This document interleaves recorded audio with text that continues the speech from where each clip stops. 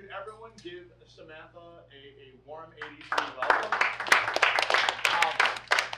So welcome, we're thrilled to have you here. We've never had a freedom, we do talks quite a bit, but local and state government, we've never had the press come in, so I'm super excited to get started. I sent you a number of talking points that I'm gonna kind of stick to, and please go in any direction that you would like. And we are gonna involve the students. One thing that I think we're gonna involve them on is in March, they're gonna be doing, as part of a civics law, they're gonna be doing a civic action project where they're gonna be able to pick a topic that they feel passionately about and do a project on it to try to make change, and research is gonna be a huge part of that. So, the first thing we'd like to talk to you about is where and why did it all start? Why did you choose a career in the media? How and when did it start for you? And what advice would you give students who are aspiring to be members of the media? And Steve Cooper from Channel 7 was here in the last class, and he said, not just reporters, not just on-air personality, but producers and researchers and lots of wide variety of things.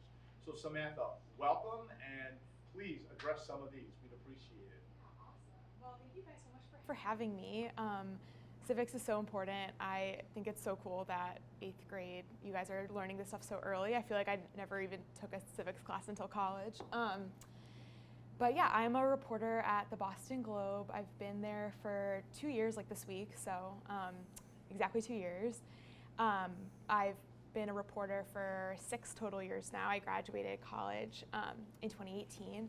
But my career in media, or I guess my interest in media, started around your guys' age when I did my yearbook in middle school and then went on to do yearbook class in high school. I always really enjoyed telling people stories and bringing accountability to people in power, which at that time was our school administration. And yeah, it kind of drove me to want to major in journalism in college, where I did the student newspaper and kind of continued that trend. And yeah, I kind of fell into it. I didn't really know exactly what I liked to do. I never had studied politics before, but I actually went to college in Boston and was able to cover the State House for a class, and that kind of got me interested in state government and all of the policy making that goes into it that affects people like day to day. It affects how much you pay in taxes and how your roads are and how your schools are funded, and at its like baseline, I think that's just so important. So that's kind of how I got interested. And my advice that I would give for people who are interested in being part of the media is to just start telling stories now. Join your yearbook, join your school newspaper, start a blog. I had a blog in high school. And yeah, just look for stories that are interesting to you, and whether it's politics or entertainment or sports, there's a lot that you can kind of get into, and as long as you're interested and excited, like you can really make it something cool, telling stories of your own. So we do have a yearbook. We definitely have a yearbook. Is anyone on the yearbook committee in here? I know that our foreign language teacher, Ms. Garman, is in charge of the yearbook. Yeah. And so it's really, really important that you can get involved. Unfortunately, while we do have like a short story periodical, we do not have a newspaper in the middle school, but I know that the high school does have one in college. So there's definitely a wide variety of opportunities to do that. And again, these are things that we can pick up on. And obviously, you went to college for this. So what was your major in college in terms of, I know you said that you got to take a class and be a reporter at the State House. So what was your major in college? It was journalism and sociology. So I did both. But yeah, the journalism degree was kind of what got me into these classes, that I was able to do more reporting in the community. It's why I wanted to go to school in Boston, so I could be out telling stories. So you're not from Massachusetts? No, I'm not. Where are you from? I'm from rural Indiana. Indiana. So very far away from here. So where did you go to college? I went to BU. Oh, so you went to BU, and then part of a course allowed you the opportunity to do some reporting at the State House. Yeah, it's a cool course. It basically allows students to cover the State House for newspapers that no longer have the resources to have a journalist at the State House. So I worked for the Lowell Sun, and covered like the Merrimack Valley delegation for that paper. And other people worked for other, the Cape and Islands Radio had a reporter there who was a student, and it was a great opportunity. I mean, it filled a hole for that coverage. So if you don't mind asking, how old were you reporting for the first time in the State House? What was your age? I was 20. You were 20, so you were, obviously that was very, very young. Yeah. And we commonly say that sometimes in the world of civics, people of a certain age, especially on the younger side, aren't always taken seriously. Mm-hmm. Did you find being young that you felt like people didn't at first take you as seriously, or do you feel like that respect was the same way for older reporters? What did you notice? I think it definitely, when you're younger, you definitely have to like earn that respect and like kind of show that you know your stuff. I think people make a lot of assumptions about younger people, and also like being a woman, I think like definitely played a part in that. After I graduated, I went to work in Florida at the State House there, which was like, the press corps was like 100% like veterans. They had been there forever. A lot of them. Okay, so you went from covering in college, Massachusetts to Florida. Yeah. So those are two completely different worlds. Yeah, definitely. Wow. Yeah, I did an internship in Florida when I was in college, and then, I graduated, and that turned into a job. So I moved to Tallahassee, very glam city, if any of you guys have been. And I covered the State House there. I covered Ron DeSantis's midterm election and kind of stuck around there. Excellent. Well, thank you. Thanks for telling us about the background.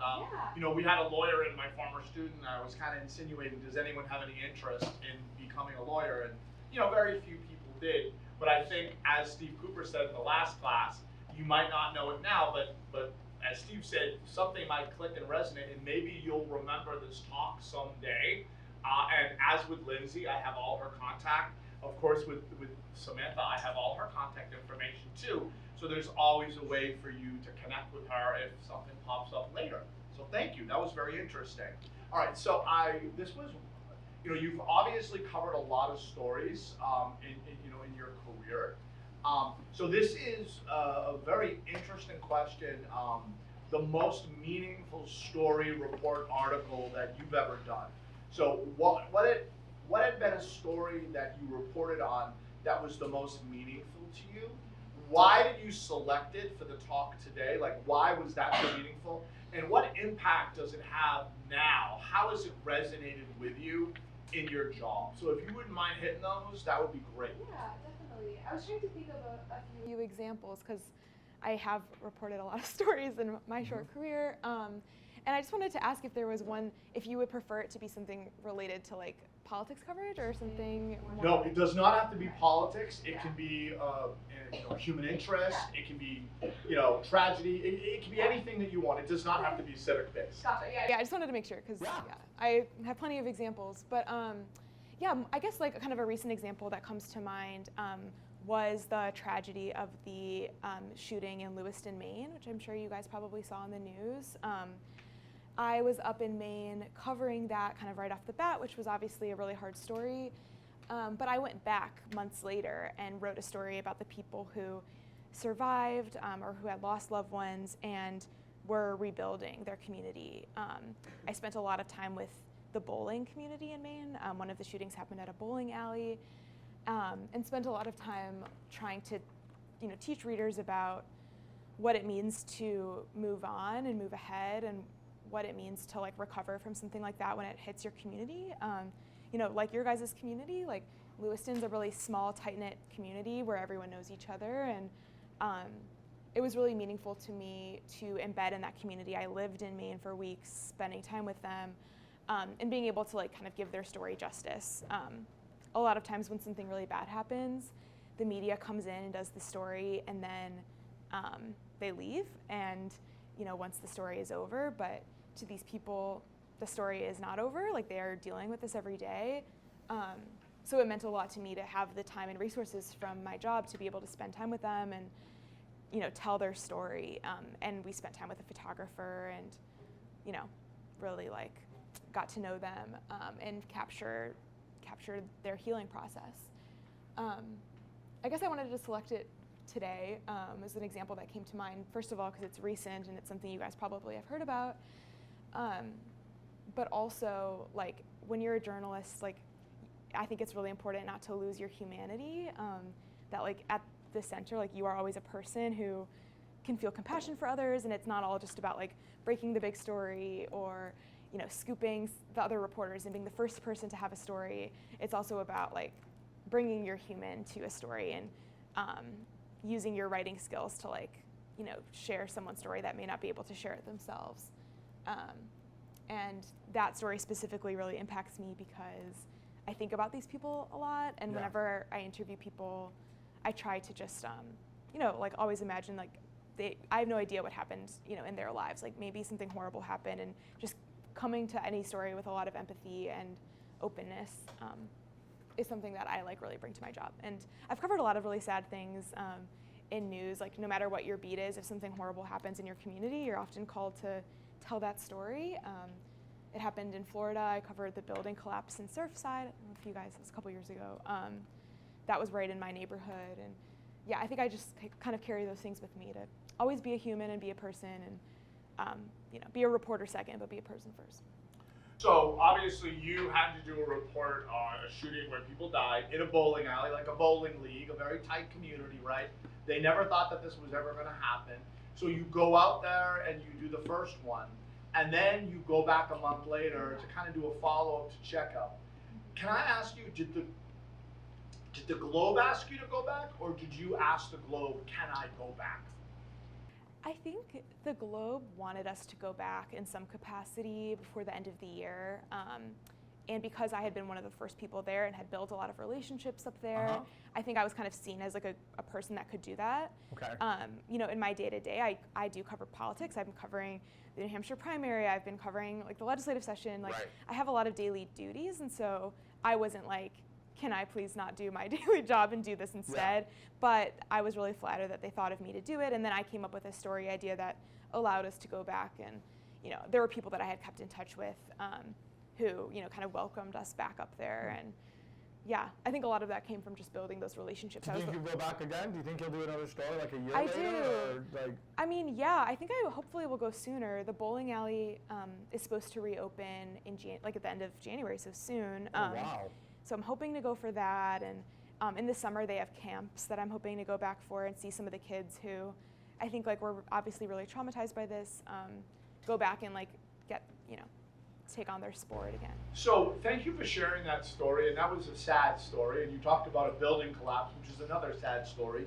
The speaker in the last class talked about the Boston Marathon shooting, the bombing, I should say. I apologize. So what I asked him, I'm going to ask you, and it's not really on there, but, you know, you getting these tragedies where people are dying and these really sad things happen, you have to go to the next story, right? So how do you deal with that? Like, you know, how does it not stay with you? Like, what do you know, how do you deal with that as part of your job? I know we see stories on the news and we're devastated by stories, but, you know, we're not quite as close as you are to it. So how do you cope with that? Like, how do you deal with that? Because that's tough.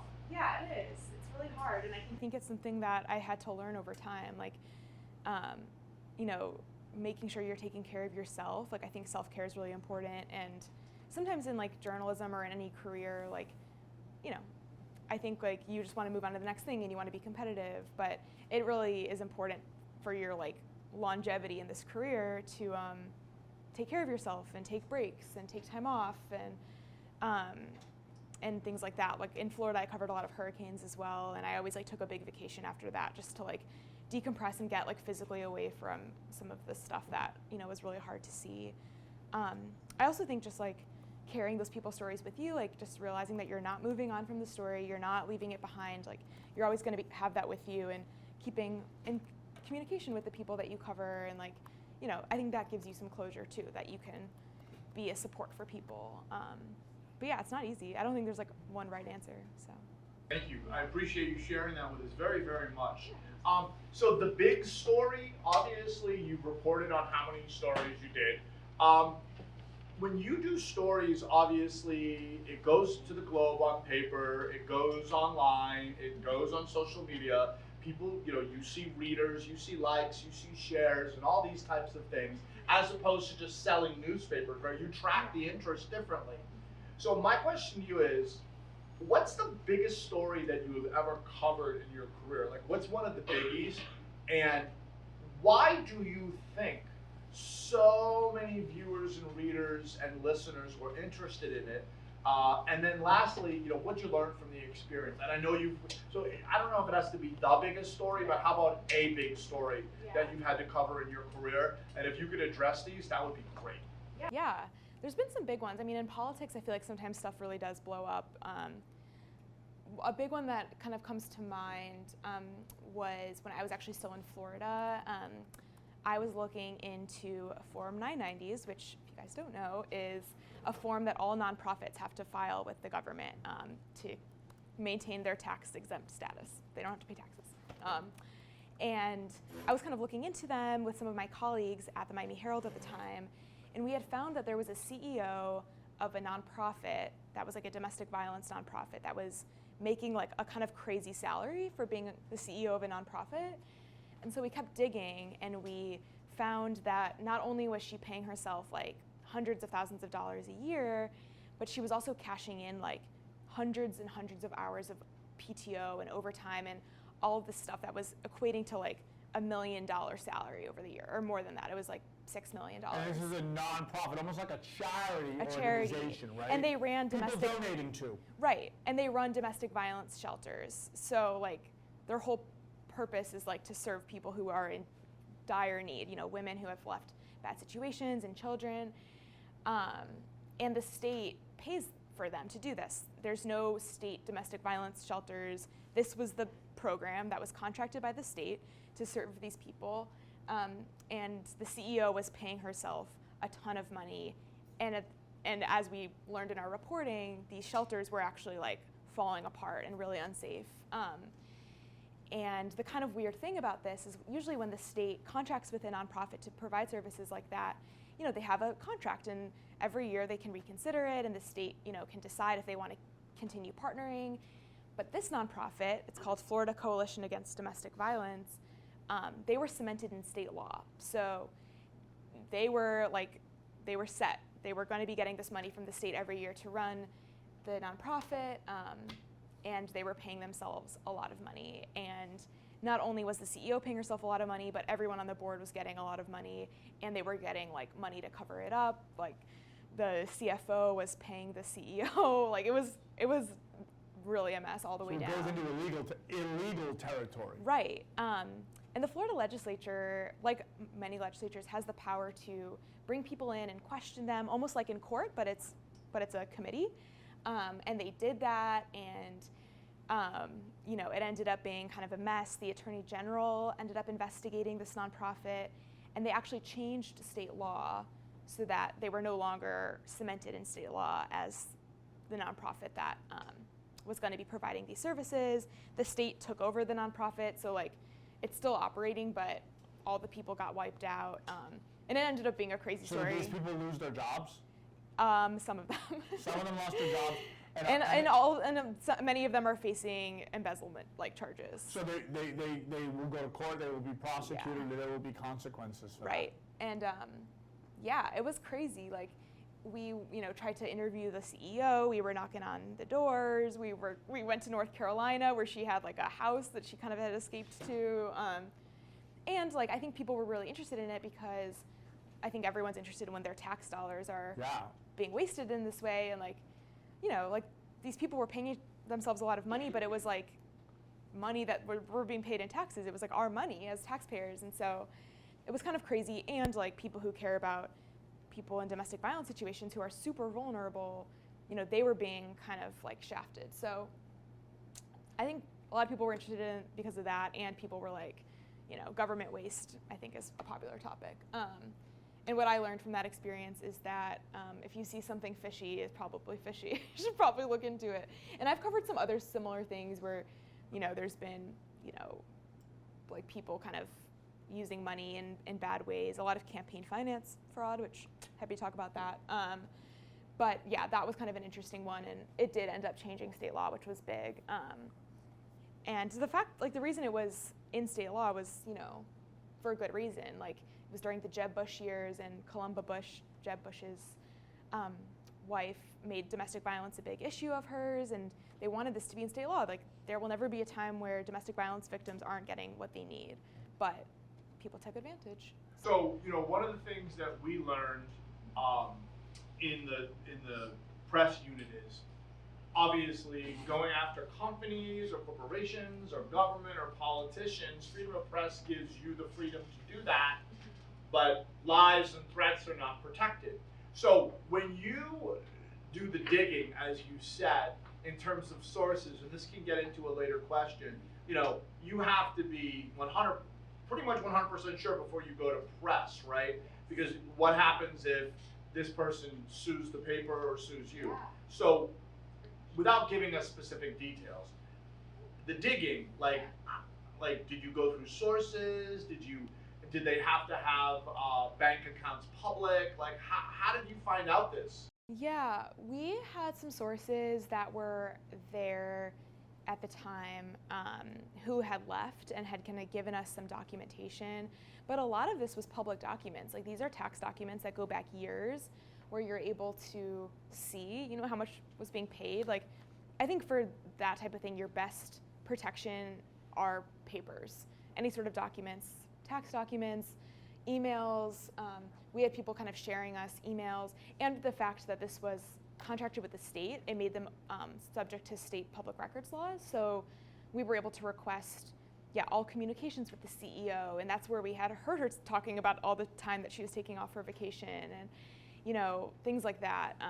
But we also did a lot of interviews with former employees, and like that can definitely get into territory where someone could say that's not true. So that's why we always had it backed up with documents. But I've had other stories that have been relying, you know, just on sources, and you just have to be super, super confident that like what you report can hold up in court. Knock on wood, I haven't been sued yet, so. That's good. That's good that you haven't been sued. But you know, this kind of connects to what we were just talking about. So in the unit, in the Freedom of Press unit that the students all did, they were looking at sources to determine if they were credible, if they were reliable, and they weren't reliable. And in terms of the next kind of talking point, researching and fact checking the story. And you talked about that specific one, but just in your complete job.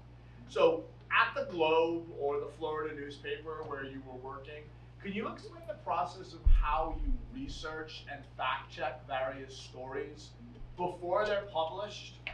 And why do you think this is such an important part of your job, or why is it an important part of your colleagues?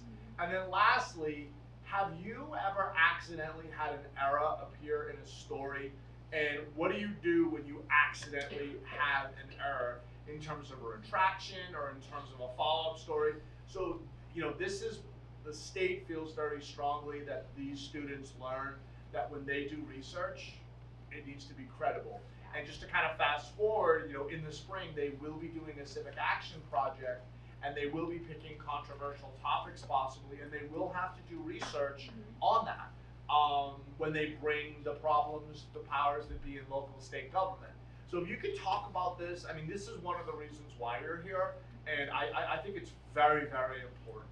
Yeah, no, it's like the most important thing. I think, especially as journalists, like, our credibility is 100%, it's all we have, like that we're telling the truth and that our stories are accurate. Not just for the sake of being accurate, but our stories are cited in things, you know, they're brought up in conversations about state law, like it's the most important thing. And honestly, it's like what gives me the most anxiety is like making sure that my stories are, as accurate and, sorry, I want to make sure you guys heard that. That my stories are accurate and super airtight. So that's why like my fact checking process, like if I wrote a story about a bill, for example, that's, you know, up for debate, I'm gonna print out the story and I'm gonna highlight every proper noun and basically every fact. And then I will write in the margins how I know that thing. Like, how do I know this person's name is spelled that way? As a very basic example, I will look it up and I will find a official website, and then I will say website. If it's something that says, this thing happened in 1982, I'm going to find the clip and I'm going to like link it in my thing. I fact check every fact, and sometimes it takes a really long time if it's a long story, but it's always worth it. There's no worse feeling than a correction, which I'll get to. So can I just back up a second? Yeah. So you have the draft of your story, Yeah. right? And obviously you go and highlight the parts of the story that may be questionable or people may question. And then you find links, either video or backup. That's kind of a very interesting process of how to do it. Yeah. Is that something that you kind of like developed on your own, or did they teach you that in college? Or that's a very interesting method. Yeah, well, it's funny, so my college newspaper, we did it all in Google Docs, which feels very of a time, I guess. And so with every fact, as an editor at the student newspaper, part of my job was to put a link in everything. And that's just that was our process, because we were students, we didn't have real editors, and so that was how we edited. And at the Globe, and everywhere I've worked, there's been a similar process where, at the Globe, it's called a CQ, a check, and you put it in a little yellow, it's a yellow CQ, I don't know how to, it's a button on your computer. And you check everything, and that just kind of makes sure that not only do you know that you checked it, but also lets editors know, yep, that's how that person spells their name. Yep, that's the street that this thing happened at, and things like that. And even little things like mentioning, it was a cloudy day. It's how do we know that? I always link to the weather report so that it's people know. But yeah, it's just really important. Your readers are, every day when they read the Globe, they trust that what they're reading is true and factual, and it's a reputation. Not every news outlet, which you guys I'm sure will know as you learn about media literacy, is as accurate. And so, yeah, I think it's just important to maintain the reputation of the Globe, but also my own reputation. Sure. What about, have you ever accidentally had to do a retraction? Yeah, it happens to everyone. Okay, so can you take it, don't tell us what happened, but can you just tell us, obviously, yeah. You do your due diligence, you do the research, turns out something in the story is not accurate, you did not do it on purpose. So what do you have to do the moment you find out about it? Yeah, this happens, it happens. Okay. It happens to everyone, we're humans, we're not robots, right? And so sometimes, you have a transposed number. If I meant to say 1840, I said 1480 in a story. That happened to me last night. The story hadn't published yet, but I was like, that's so stupid. Of course there wasn't this election in in the US. But sometimes it happens. I think for me, so I cover government. People in government are super persnickety sometimes and want to make their people look good. So they will call you out and say, that's not what she said. That's not what they said. And I'll go back to my recording, and sometimes I'll say, yeah, that is what they said. And sometimes I got it slightly wrong. So, we'll negotiate that. I think the biggest thing, and it's actually a lesson that I learned working at the Globe, because I've just become more confident here, is always calling and asking if you don't fully understand something. I think an error that I've made when I was first starting out was reading a really intricate document, or reading a law, or reading a report that was super jargony and isn't written in my language. I'm not an engineer, I'm not a public health expert, and I try to interpret this document, and maybe you get it a little wrong, and that's the times that I've had to run a clarification where it says, actually what I meant was this, which is, no one wants to do that. It makes your work look shoddy. And so now, I'm very, I don't care, I will pick up the phone and ask the stupid question. I'm not worried about looking stupid anymore. That's a big lesson that I've learned early in my career, so, yeah. So when people disagree with how it's reported, right, they'll directly reach out to you. Yeah, and I have really good relationships with, people, elected officials, or the people who are their communications people. And yeah, they'll reach out to me if they didn't like how something was written. And most of the time it's well, I'm sorry.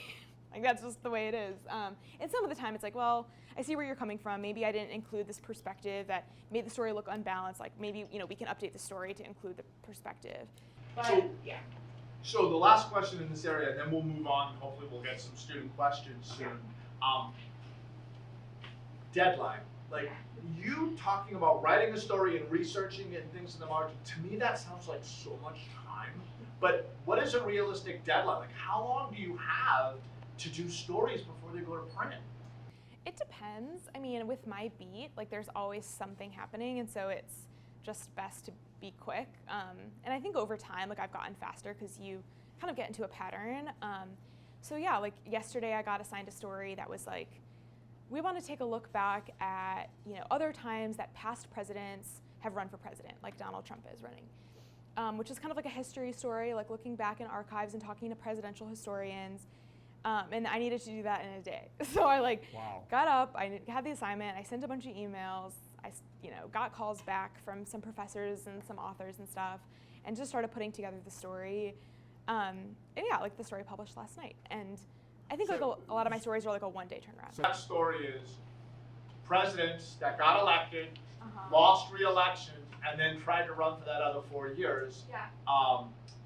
I'm just racking my brain. Teddy Roosevelt is he one? Roosevelt. Were there any others? Yeah, Grover Cleveland did it. And then there were some like further back in time, like kind of before the modern primary, but there haven't been many. So that was kind of the story. It was like, you know, Trump is joining like a very small group of people, but he's different in the way that he's running for the Republican Party.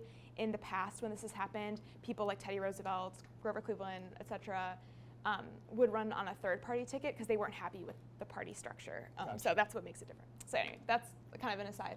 But yeah, I definitely, you know, that was a quick turnaround. Sometimes I'll have like 2 days to do a story if it requires a little bit more. Wow. And then like for big stories, like long feature pieces, like the Lewiston, Maine story, I had like a couple weeks to do that. Do you have like an editor or a boss, and then they give you the thumbs up when it's all good to go, or they'll tell you that you need to work on these areas? Yeah, we kind of go back and forth about, you know, suggestions or edits, and then actually at the Globe there's a lot of layers of editing. So like my direct boss, it goes up the chain to a different editor who's like a copy editor, and then if it's going to be on the front page of the newspaper, then it goes to like a top line editor, which is like it's one of the top 3 people at the Globe reads it. And sometimes it goes back and forth between the editors because people have different ideas of what it should look like. But yeah, but if it's like a short something, you know, like yesterday, just got 1 or 2 edits in. So I do have another slide to get to, but obviously time goes by really, really fast with these things. Yeah. So I did have students ask questions, and I have them on paper, and I made a doc. But I'm going to ask any of you, and I know, you know, sometimes it's intimidating, and some of us may be shy, and I do have a backup plan. But this is a reporter. This is someone that reports on the news. As her job, she's in the field. Do any of you students have questions for her about her job or stories she's reported on or people that she's met? Does anyone have a question that they'd like to ask? It's okay if you don't have one or you're too shy. I do have the backup. You don't have to be shy. I'm very, very Anyone have a question? Because I have some backups if you don't. Yay! Thank you so much. One hand is all we need. Have you ever had trouble like reporting on something because like you don't know how to write it? Yeah, all the time. Could you repeat that one more time? Have you ever had trouble reporting on something because you don't know how to write about it? Yeah, definitely. Good all the question. time. That's a really good question because I joke that I'm kind of a reporter first and a writer second, and I don't like to. I mean, I like to write. I'm a writer, but I always joke with my friends that I hate the writing process. Because yeah, I think sometimes, especially if it's like a topic that you've never written about before, sometimes I'm just like I don't even know where to start. But a lot of times I'll just read, you know, other outlets' coverage of a similar topic and try to get inspired, or you know, like I'll talk it out. I think the best advice that I've gotten is just like write as if you're talking to your mom, like about what happened, so that it's very clear, and that's kind of like a good place to start. So, but yeah, I get stumped almost every day, and then you just have to. I don't know. I also learned from a professor in college that the best cure to writer's block is moving your fingers. So, just like getting something, just typing, the words will start to flow. All right, we have another question. Yeah. Thank you so much for asking the first one. For you, like, do you have like a business trip or something like that? For travel? Yeah. Definitely. I think, especially at the Globe, I think they really like value that, and there's a lot of resources for that. So yeah, I travel. I go to conferences. I travel for my reporting. Over the summer, I did a story about childcare in Iowa because there's a bill here to do something similar to what Iowa has, which is like a business partnership, building childcare on site at different businesses. So I got to go to Iowa for that. I don't know if you guys remember when a bunch of migrants were flown to Martha's Vineyard last year. They had come from Texas, and so I went to San Antonio to like meet with the people, like meet with the migrant shelter where people were kind of lured onto this plane and talk about that experience. So I do travel a good amount. I go to New Hampshire all the time for this job. You're going to New Hampshire after this? I'm going to New Hampshire, yeah. For the primaries, right? Yeah, and I was just in New Hampshire for, I feel like in 93, I live Our speaker did the same thing. Yeah. So yeah, it's a big, I didn't even think today was Super Tuesday when I did a Freedom of the Press unit. Oh, so no, it's good timing. I appreciate you coming. Oh, yeah. That was a really, really good question. That is, yeah. Does anyone have another question before I go to the ones that I had you all right? Those were two great questions. Thank you both for asking them. Anyone else have a question? All right, so the question that I had a student ask is, in your mind, who is one of the most famous people that you've come into contact with, or you're interviewing someone and you can't believe that you're interviewing this person? Have you ever been starstruck? I mean, I know you got to keep it professional and everything, but you know, we're all human beings. So was there ever anyone that you met and you were like, wow, I can't believe that I'm interviewing this person? I mean, I think that like sheen has worn off a little bit because I cover a lot of politicians. So like, to me, it's like, you know, I just hear a lot of politicians talk, and I think a lot of times they say very similar things. But like for my family, I think they think it's like cool when I'm like, you know, with like the White House, or like, you know, during 2020, I was in Florida, so I covered, you know, the presidential campaigns. And was like White House pool, which means you are the only reporter, and what you write, all the outlets in the country get a copy of it, and they can use it in their own stories. So I did that for Donald Trump and for Mike Pence a few times. And yeah, like I was with Kamala Harris, you know, like people like that who I guess like are famous people. So have you ever been in the White House covering this? No, I've never been in the White House. Okay. Maybe someday. Maybe I'm manifesting it. Maybe someday. I've been on a tour when I was actually in 8th You've been grade. on a campaign trail, obviously, with things like that. Yeah. Now, obviously, you know, you predominantly do press, obviously, working for the Globe. But as a reporter, are you ever asked to go on television shows to kind of share your expertise with things? All the time. Yeah, I've gotten over it. I used to really hate that part. So at first you did not really like it, but now you've gotten into it a little bit more? Yeah, I think like, I like to be behind my computer, and like to be talking to people. Like I don't like to be on TV, but I've gotten over it. And yeah, like there's, you know, a good amount of that comes with, especially covering politics. And radio, I do a lot of radio hits, which is kind of fun. Like I like talking about my work, and I think I'm a lot more confident now than I used to be. I used to get super nervous about going on TV. But now the Globe, you guys can check it out, Boston Globe Today. We have a daily news show that's on Nessun.